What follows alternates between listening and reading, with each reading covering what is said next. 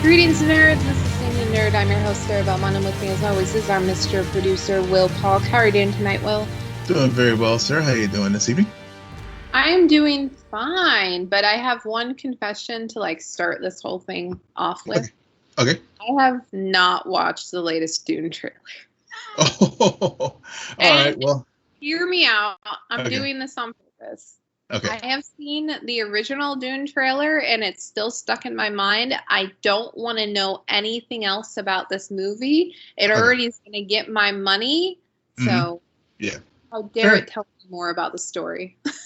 Fair enough. I did watch the Dune trailer, and because it is 3 minutes and 30 some odd seconds long, I believe, and it was, and I was blown away. I mean, it truly, even I tweeted from our show account how it's like I felt like it was a modern day epic with the scale and the the cast. I mean, when you're watching the trailer and you see the people that and also they've dropped the posters this week too, to remind you what a phenomenal cast that they have put together for this film, and hearing Josh Brolin's baritone voice, and seeing Oscar Isaac and even Jason Momoa in the trailer showing up and being, and even though it's Jason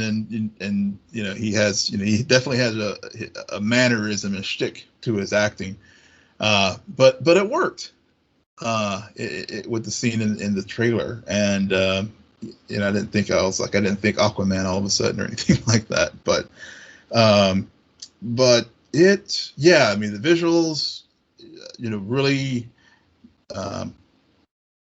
just blew me away. And then of course, just like the mashup that you tweeted out with WandaVision and Loki mashup, as far as the scenes with the finales.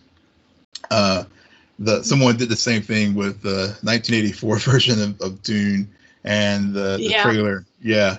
And not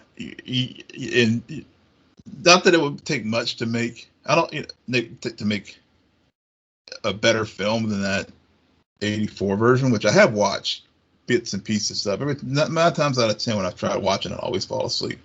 But this one is just going to be so superior to that. But not that it's a high bar to begin with, but right. But I really think that this is one of those films that's going to be one that will stand the test of time and really live up to expectations for fans of the book who are familiar with the source material, and also people like us who really I have really not even really dipped my toe into the source material whatsoever. So yeah, and most importantly, will it be the movie that finally gives Denis Villeneuve his Oscar? Mm-hmm. Yeah, I mean, the cast is one thing, but you had me at him directing this. That man can direct. He can. He can. He can tell us. He can tell. Source material? Are you kidding me? Yeah. Crazy. And also, and also that they it's been a heavy Dune week because they also announced that they have a new showrunner for the prequel series that's going to be on HBOMax that Denis also going to be executive producing on. So classic freaking Warner Brothers, just hedging their bets. I have no doubt that this movie is going to be good and probably liked by the critics. Mm-hmm. But success, I don't know. Especially depends on, we have a very fascinating threshold to measure success right now. Mm-hmm. Considering everything with COVID. I mean, all of the news this week about Black Widow's sudden drop when the first week it came out with the Disney Plus levels, and it was this high bar, this 200 plus opening weekend, and then all of a sudden it dropped to 20. Yeah, So, yeah. It got beat by Space so Jam, which, there's a lot of theories about why it dropped so. I mean, is it one of those things where people are like, okay, we saw it already, or we bought it on Disney Plus and we're going to watch it later, or we know the resolution to our story. I mean, I guess it'll be interesting with Black Widow. I'm going to hold judgment because I read some thought pieces about how this bodes badly for the MCU and stuff. I'm like, slow your roll. I mean, if Shang-Chi has a stumble or Eternals and stuff, then we can talk about it. But I don't, slow your roll on saying that MCU is like losing its power. it's such a unfair criticism to make because we came off of them an Avengers movie. Right. Like there's the MCU Avengers movies and then there's the one-off characters. Yeah, exactly. Like I don't care how long they've been a part of the Avengers, it's still a solo story, and those never do as well as when you have the team ups occur. Exactly. It's just an unfair thing. And I don't, Shang-Chi is a brand new character. It's gonna bring in a new world. I don't think it's probably gonna do a little bit better than Black Widow. Yeah.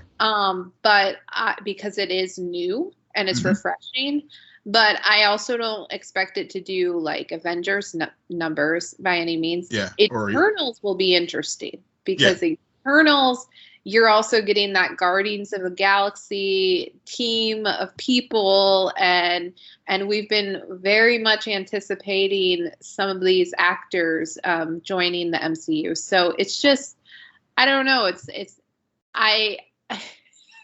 the end of the day, Disney doesn't care about moving ticket sales because it has Disney Plus and the number of counts Disney Plus has. But we're not here to talk about Disney Plus. I was trying to talk about Warner Brothers and how stupid they can be.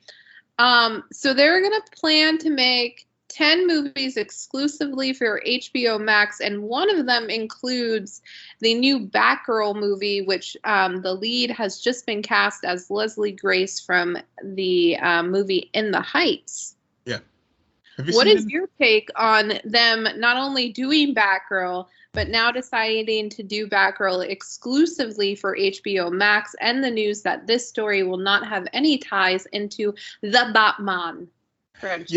Yeah. So I'll take them one at a time. So whenever Warner had their, I think, Investor Day or something earlier this year, they did note that this was going to be on HBO Max, and then the day they had another Investor Day and shared that they were going to be doing 10 films that will exclusively be on HBO Max. So clearly they're trying to build that property, and subscriber numbers are going up. I mean, I think this between all the original series that they have and this model that they had for theatrical release and streaming release on the same day definitely has worked for some of those things. Like, for example, Godzilla versus Kong.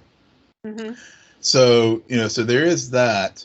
As far as not tying into the Batman, when I heard that when they hired Leslie Grace, and I know there were other actresses up for the role this as well, which was pretty fast. I saw once, it was like one day we got 4 people who were testing, and then boom, we got someone. But I was surprised, given that they went with a Latinx African American actress. It was for Barbara Gordon. I was hoping that they would tie it to the Batman film, given that Jeffrey Wright, he was also an actor of color, is playing Commissioner Gordon in that film. But I guess I guess it's not going to be a part of that universe. So that's kind of disappointing. It would have been nice to sort of build out the two universes and stuff, especially given that Pattinson's Batman is into his journey when I guess it's his second year or so into his journey. So maybe that's why they decided not to do that. Because of that reason, that maybe this is too premature to have a Bat family that early in Batman's career. So right. It also feels, I don't know, like this is also some of the concerns I have about the new Flash movie. More so than even my disbelief that it's in production and being filmed. But DC, they saw what Marvel was doing. They tried to do that. It didn't really work. And now they're kind of doing this weird thing where they still have all of these characters and all of these stories to tell. And they're saying, no, we're going to tell this story. And we're going to play with this rogues gallery, if you will. But they're not going to connect. And like we were chatting before we started recording tonight, I just rewatched the season finale of Loki, which is so cool. The more you think about the consequences to the rest of the universe, like if Loki was a standalone show that had no tie-ins to the rest of the MCU, I would have been like, it was all right. Yeah. I mean, the whole gravitas of it stems from it being a connected universe. And I don't know why it's so difficult for DC to do that when Marvel has done it in its sleep. Yeah. And I guess maybe because of what happened with the Snyderverse, they are backing off on it because maybe they feel that trying to have a shared movie universe is just too Marvel-like at this point, as far as from a production standpoint. I mean, obviously, clearly it is a shared universe, as far as the tie-ins. But I guess with the comics, but in the live action world, maybe they're just like, okay, we're just going to do standalone shows, and because of and I guess they using the television universe with the Arrowverse with Crisis and whittling down a lot of all the various Earths to the ones that are remaining. We'll tell stories on these with our own version of the multiverse, but we want what's happening on Earth 21 is not going to impact what's happening on Earth Prime.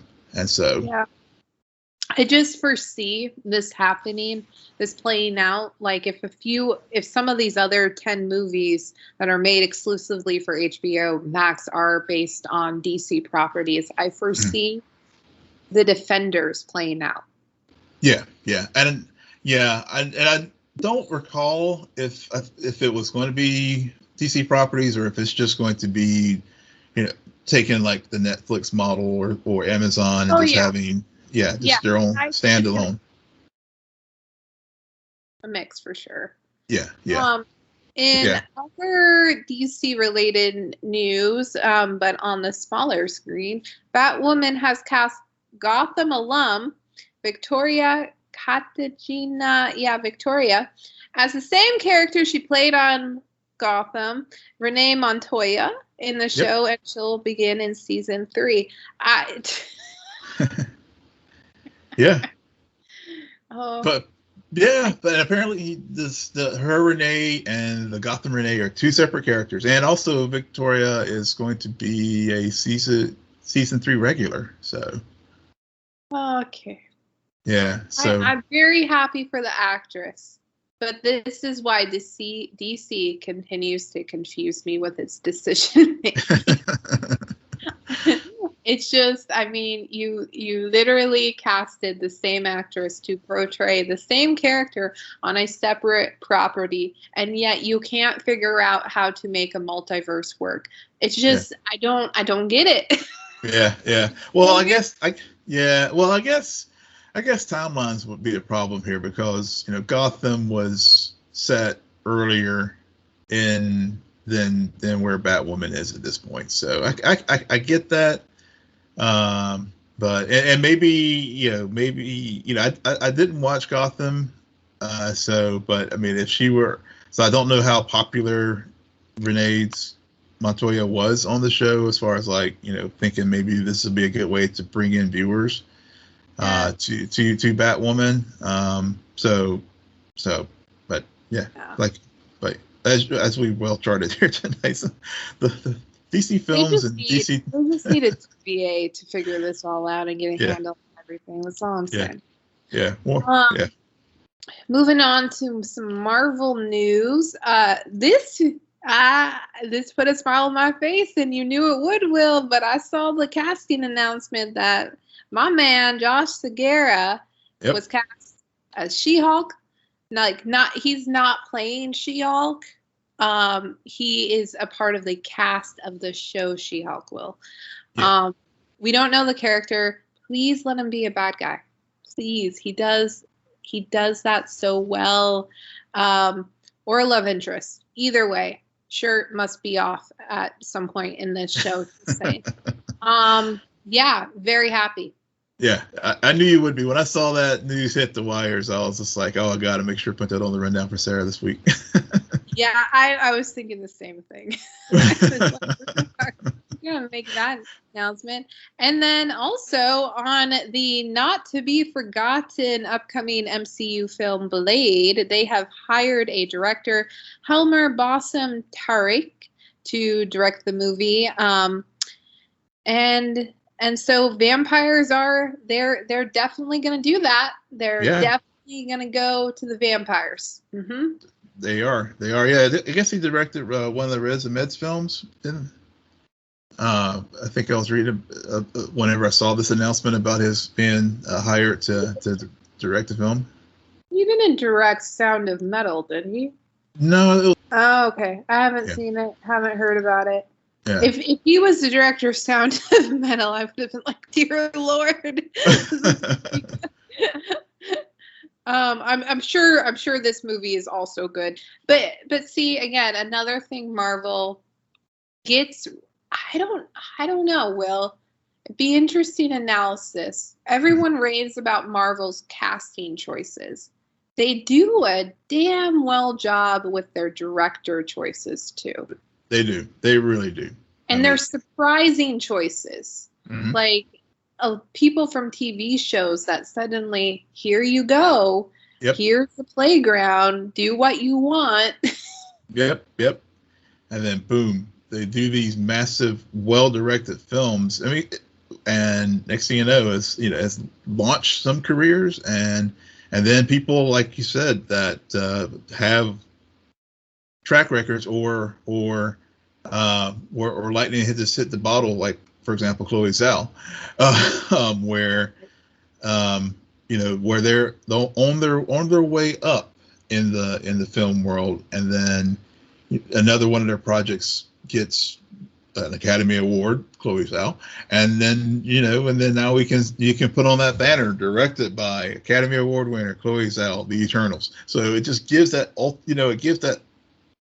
extra level of like, this is some serious filmmaking that Martin Scorsese, that the MCU actually is. Yeah, it's just, I mean, Chloe Zhao, I can't, it's not that I forget about Eternals or Chloe Zhao, it's that I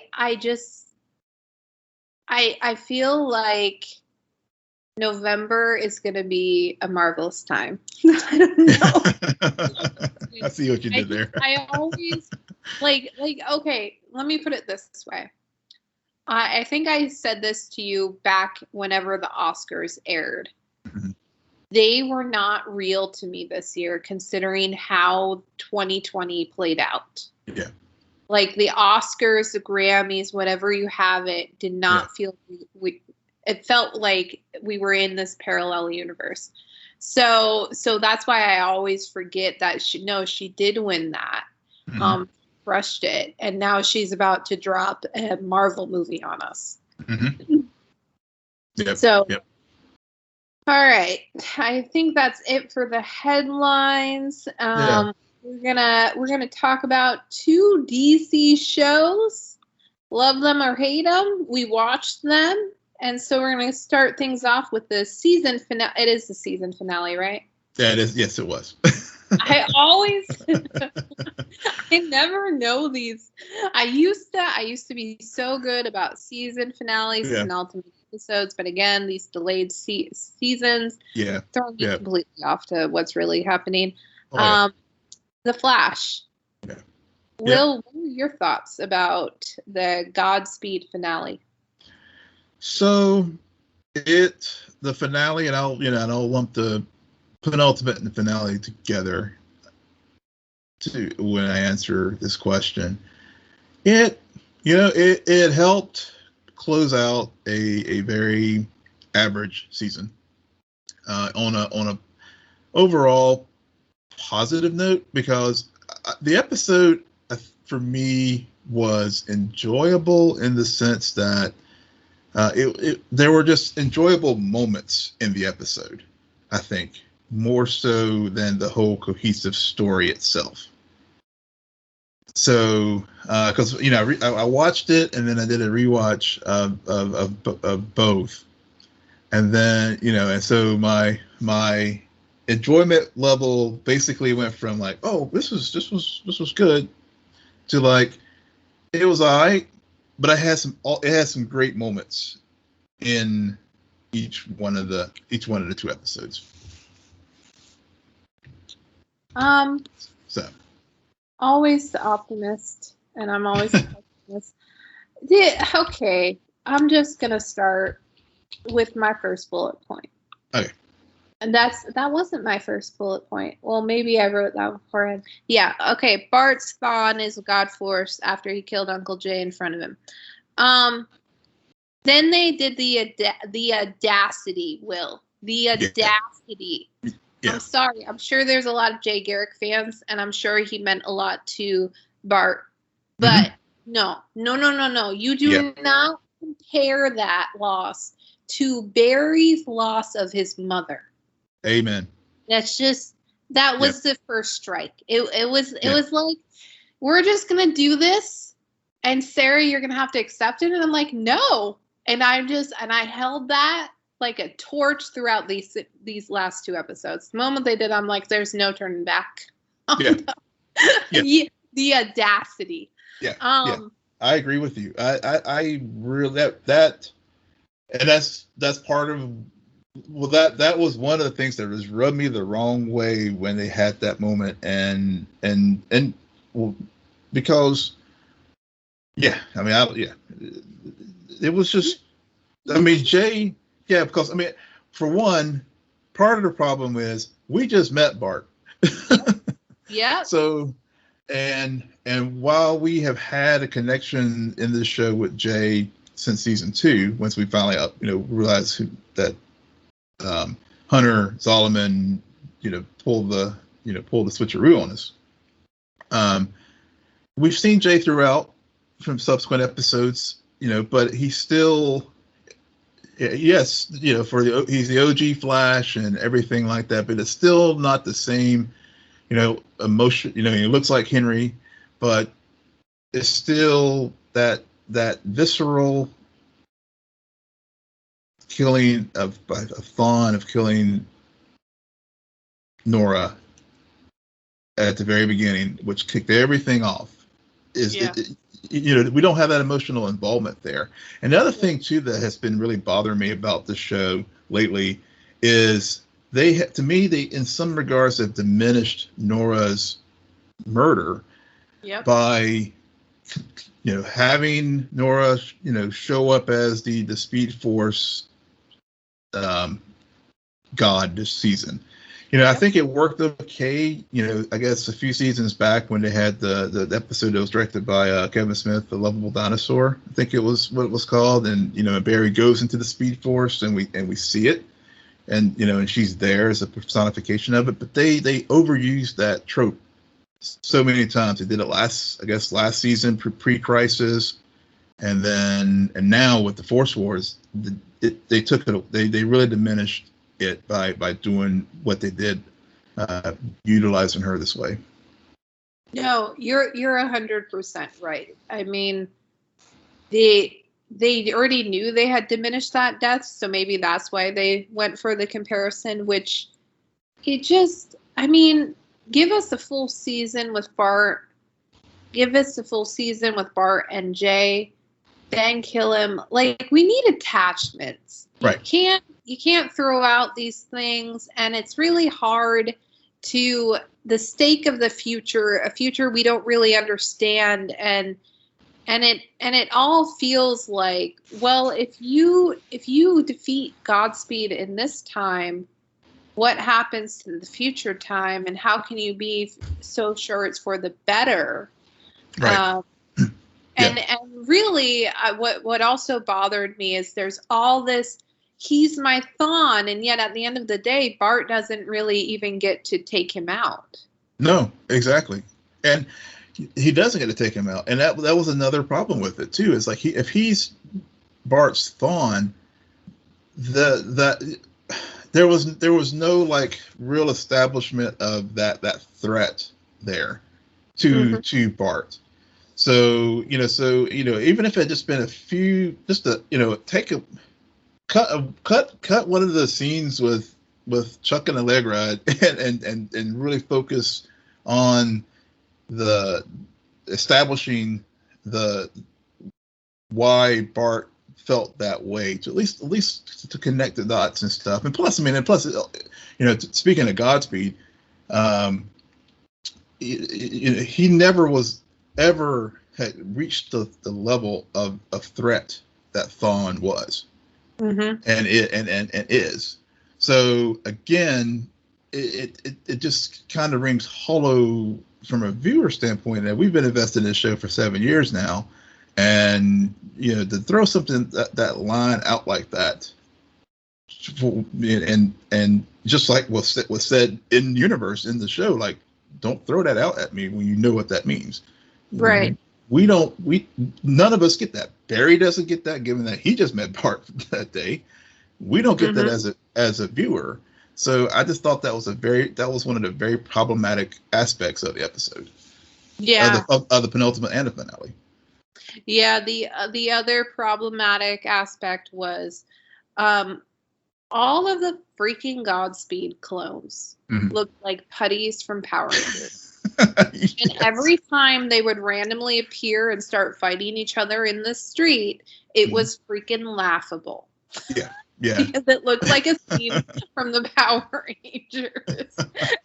It's just, up your freaking game. This is not right. Yeah. Yeah.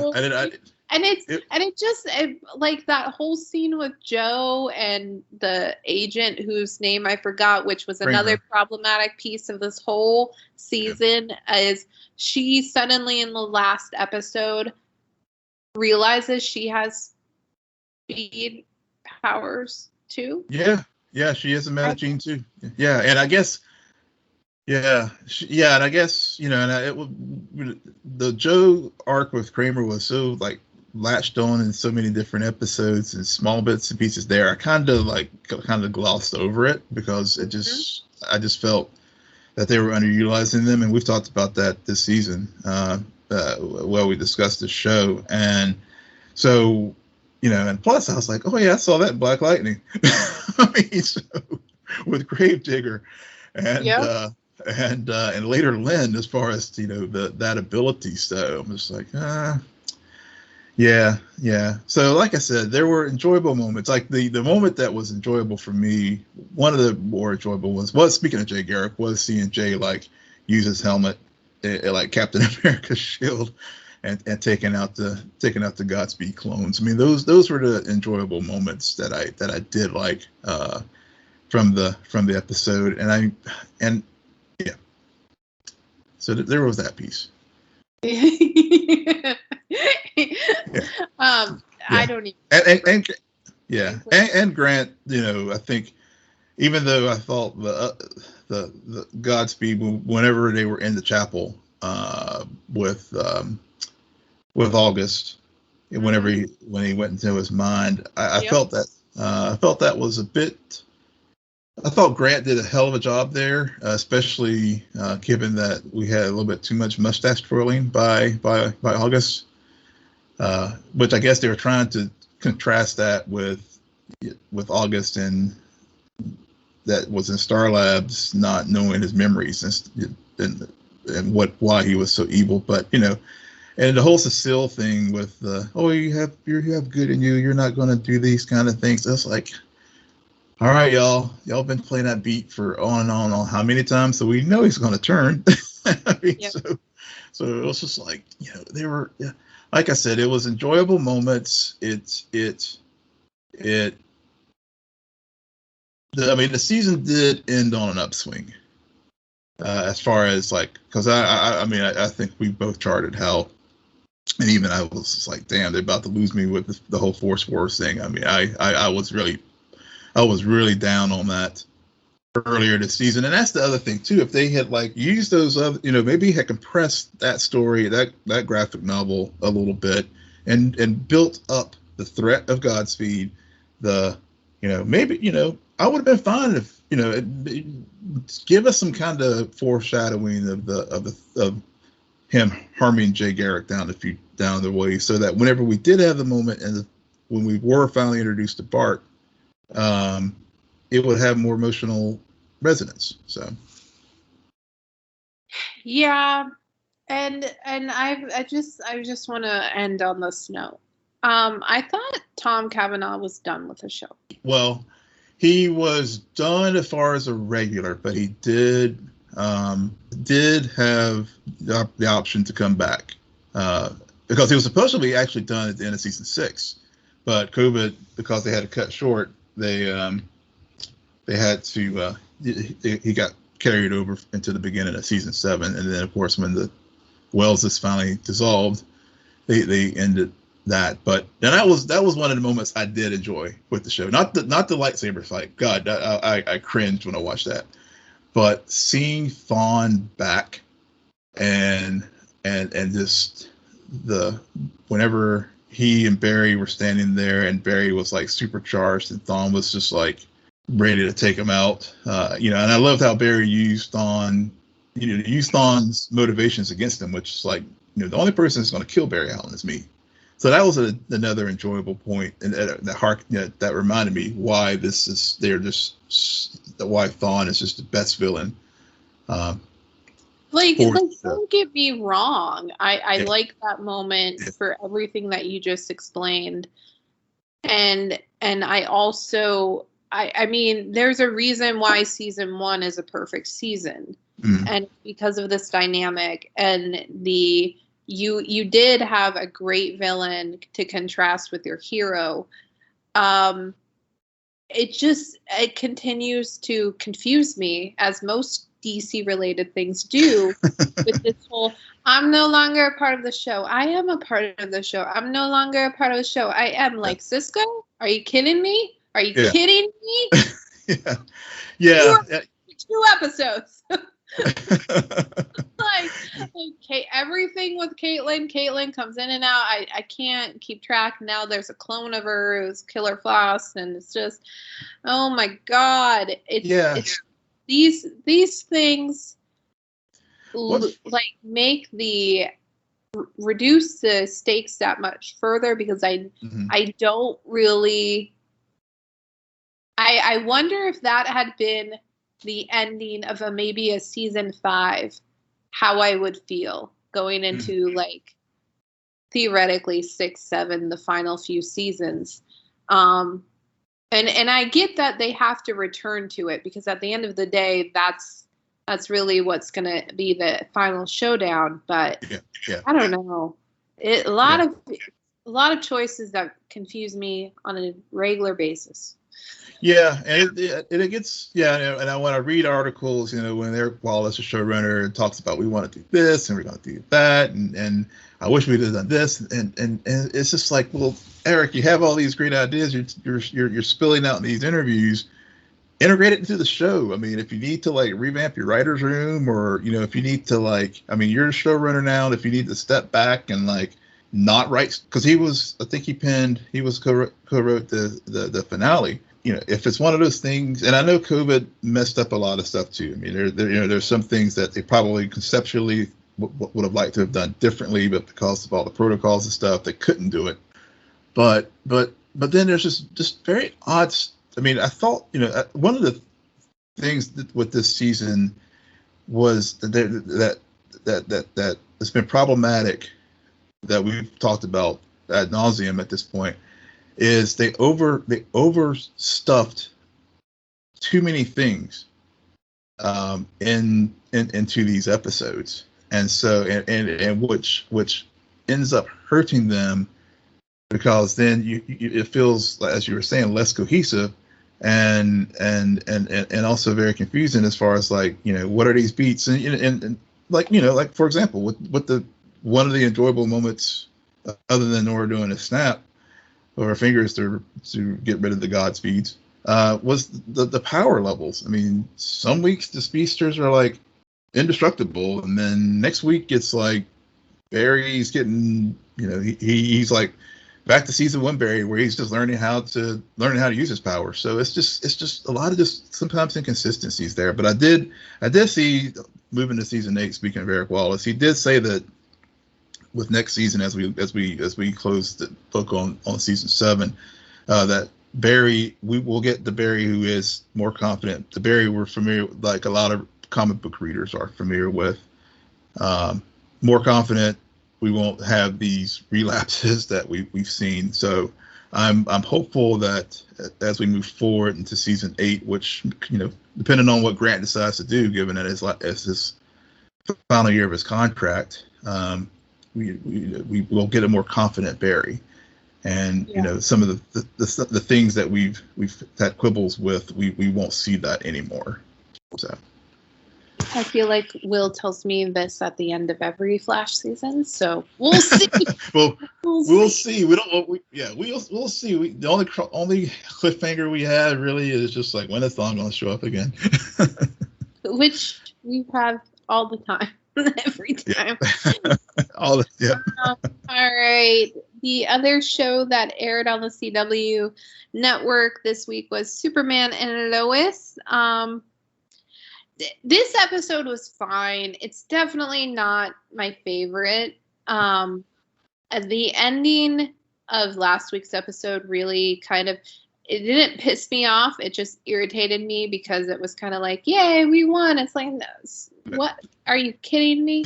And they clearly didn't think that, because Clark was interrogating Edge throughout the episode, and so he knew it wasn't over, but everything was going to part of the plan. I found this episode to be 60% of the time very much like trying to wrap up and progress the character beats, to move on to like the final chapter of this season, to like start the end game. It was kind of a moving of point A to point B, as we set up the next cliffhanger and everything, and there was aspects of, I really found about the first 20 minutes to be boring. And then there was the great fight between Clark and Lois. Yeah. And it brought me right back into the show. It brought me right back into the episode. And that's what I needed. I didn't realize it watching the first 20 minutes, but I really needed to be like, okay, so what's the conflict here? What are they getting at? And it felt like a real marriage argument. It did. Despite it being basically about my husband. I have a problem with my husband giving away the one thing that can kill him to another person, like letting that secret out. And Clark saying, but you're also protecting the world from the one thing that can, like, he can't protect it from. Right. And I thought that was a really good argument and fight. And I, like I said, it pulled me back into the episode. Yeah, 100%. That that conflict, I was joking with my wife. I was like, I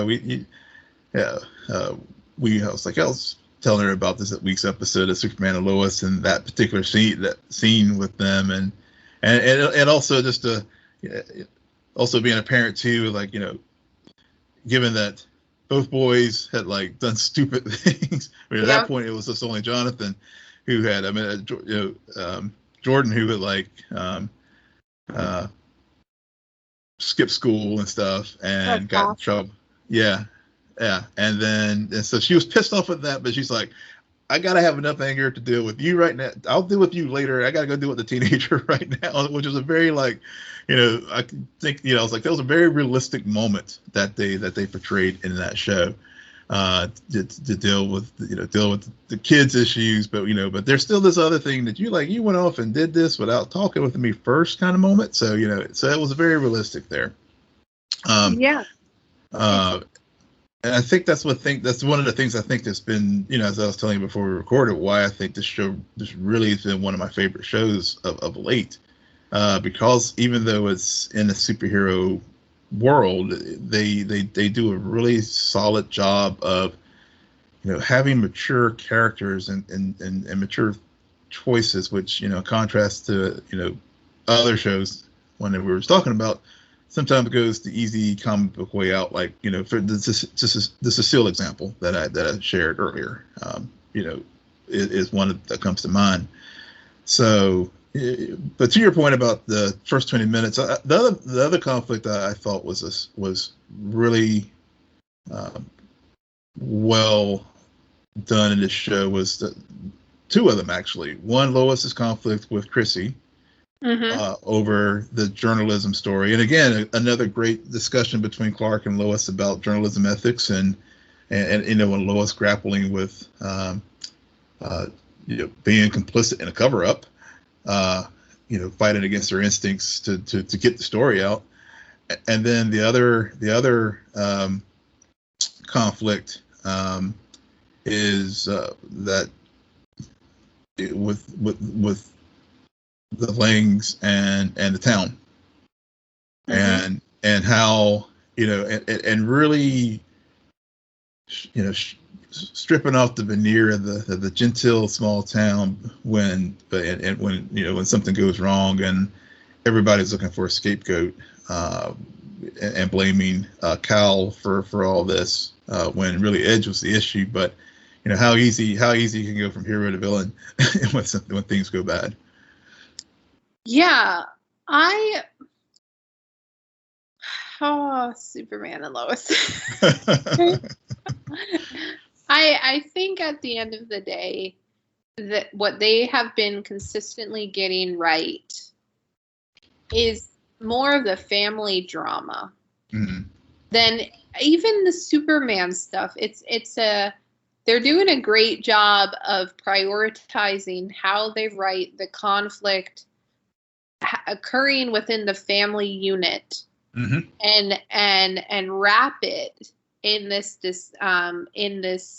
foil of the Superman legacy and the superhero elements of it all, so that it doesn't feel like dumbed down, and yet at the same time it also still carries this weight of, no, we are watching a Superman show. And I think in the past, both you and I have admitted this character has never been one of our favorites. And yet between this incarnation, Krypton, 1.5 seasons of Supergirl, they seem to be getting it right on the small screen, this world. I don't know why they can't get it necessarily 100% right on the big screen. And I'm not trying to start a debate about Man of Steel whatsoever. Don't worry, I'm not. Don't worry. But yeah, I think that this show shows like it really is reminiscent of some of the elements that really did work that first season for The Flash. And we say that every week as well. Beyond Lois and the whole journalism debate, We also had a continuation of the Lang storyline, who are suddenly outcasts by this town. Lana's growing on me. Her entire family, just because I mean, they've done a good job of continuing to remind you that Smallville means just as much to her as it does to Clark. Yep. Yeah. And how both of them made different choices, which led them to the families that they have now. But I don't know, it's good to have that, like, that human friend who will never get powers anytime soon. And yes. And at one point, she wasn't reincarnated by Clark's mother. Whatever. Yeah. The other thing that I really like what they have done with is John Henry Irons. Him and Jonathan continue to have these brief moments of scenes together, and I'm very curious of where that leads in the long game, because they, even in this episode, they had a moment, and it was starting to build, and then Clark interrupted it. He's like, "I'm the kid's father." No, he didn't say that, but in my mind, he did. He might as well have said it. Yeah. But it's very interesting though, because considering Jordan has powers, and we already saw a little bit of jealousy, a little bit of kind of, you're able to bond with Dad in a different way than I will ever be able to. Now you have John Henry Irons, who is a formidable foe, but nowhere close, like, power level as Clark. No.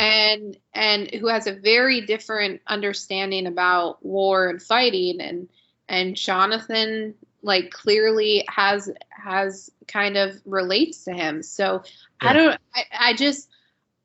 hope they don't rush it, but it is something I'm definitely keeping my eye on. Yeah, I hadn't really thought about that until our discussion this evening. But you're right; they really are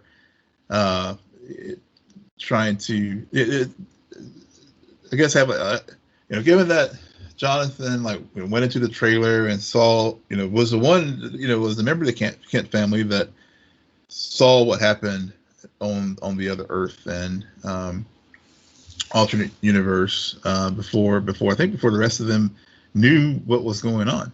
Yep. And so they from those early episodes, they started establishing this relationship between the two of them. And I think you're right. It could end up being a situation where John Henry is sort of a mentor type figure to Jonathan moving forward, as given that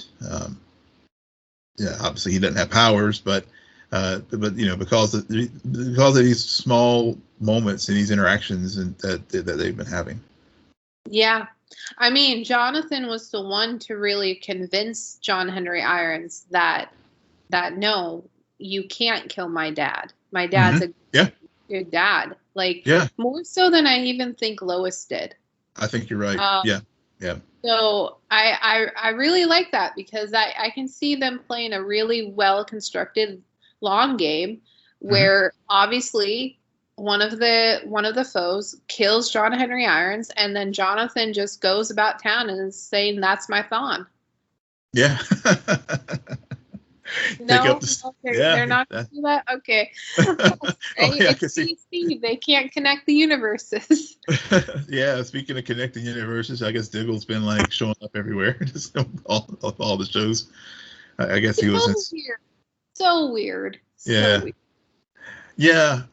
Someone was inquiring on our Twitter timeline, I think last week, when Diggle showed up, about the what post-crisis Diggle and I think it was Jeff who was on our show a few weeks back. How does Diggle not know how, basically, like, how did they have Lois and Clark have teenagers when, I guess, when before, I think Lois was just having, I think she was just expecting just, I think, a little girl or a little boy, just one kid, and how all that, how they've been retconning things with Earth Prime post Crisis, and I don't think they ever did. I don't think we've ever gotten a fully good resolution about that, but the only thing I can figure is are Lois and Clark, but Diggle and Superman knew each other, so somehow, somewhere along the lines, whenever the two Earths combined, Lois and Clark had their kids super early, pre-crisis and post-crisis. Things got switched around. That's how they got a team. The whole Earth combining totally retcon Superman, who was introduced in Supergirl. So don't think too much about it. Just accept it and move on. Yeah, true. Yeah, but the retconning definitely is for the better. For the character. I mean, I think they did a good job of introducing him and when it happened, especially when but clearly he was not going to be, for obvious reasons, Supergirl's the lead, so he couldn't ever eclipse her in those other pre-crisis. But post-crisis, definitely he is the lead. And and speaking of relationships, I like the way that John Henry and Clark are moving forward too. In particular, given when they had to hunt down Lars, and and there's the little fist bump there, but also more importantly is whenever with the resolution of basically being the 7734 order protector, so that if Clark ever did go rogue, John Henry would be the one that would have to take him out if he had to. And that was another great depth of storytelling that they did this week too with Clark, when he was talking to Lois about why he thought he was, telling General Lang why they needed to keep the weapons, because he did have that moment of feeling that freeing moment, because he admitted that I do hold back. And whenever he was under, when Edge was trying to turn him to, I assume he was trying to infuse General Zod into him. How it felt good in some respects of like being free and not having to hold back. So I think that was another honest, good storytelling, honesty moment about, yes, it was grounded, because it's not this fluffy, like, oh, you have a great heart, you'll never do anything like this. But he was like, Lois, I could. It's happened. We saw it once. It can happen again. Yeah. No, I agree. I liked all of those moments as well. And full speed ahead on the show, even though they take the most random breaks. But everybody's taking the Olympics break, so they're not coming back until August the 10th. Yeah. Well, until then, Will, why don't you tell our listeners where they can find you? Yes, you can find me at Will and Polk, WILLMPOLK. You can follow me at SJ Belmont. Please follow our crew on Twitter at CNN Nerd. Friend us on Facebook, follow us on Instagram, but most importantly, rate, follow, and comment on Apple Podcasts, Spotify, YouTube, Google Podcasts, or wherever you get your podcasts. Good night, Geek Out. You're welcome.